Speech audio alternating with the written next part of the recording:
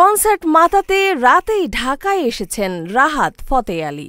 জুলাই বিপ্লবে আহতদের চিকিৎসা ও পুনর্বাসনের জন্য চ্যারিটি কনসার্ট মাতাতে শুক্রবার রাতেই ঢাকায় পৌঁছেছেন পাকিস্তানের জনপ্রিয় সঙ্গীতশিল্পী রাহাত ফতেহ আলী খান। আয়োজকরা বিষয়টি নিশ্চিত করে জানান, রাত ১০টায় ঢাকার শাহজালাল আন্তর্জাতিক বিমানবন্দরে রাহাত ফতেহ আলী খানের বিমান অবতরণ করেছেন।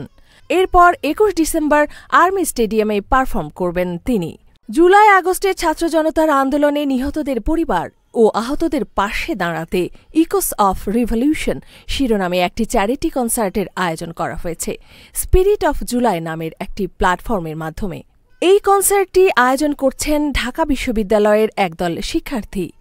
কনসার্ট থেকে আয়কৃত সম্পূর্ণ অর্থ শহীদ ও আহতদের পরিবার নিয়ে কাজ করা কল্যাণমূলক সংস্থা জুলাই শহীদ স্মৃতি ফাউন্ডেশনে দান করা হবে।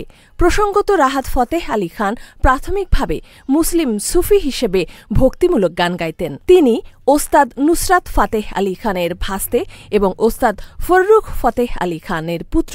এছাড়াও তিনি পুরাণখ্যাত কাওয়ালি শিল্পী ফাতেহ আলী খানের নাতি। পাশাপাশি তিনি বলিউডের একজন জনপ্রিয় নেপথ্য সঙ্গীতশিল্পী হিসেবে সুপরিচিত। তাঁর গাওয়া প্রথম বাংলা গান তোমারই নাম লেখা এবং গানটি লিখেছেন বাংলাদেশি গীতিকার রবিউল আউয়াল। গানটি গেয়ে তিনি বাংলাদেশে বেশ প্রশংসিত হয়।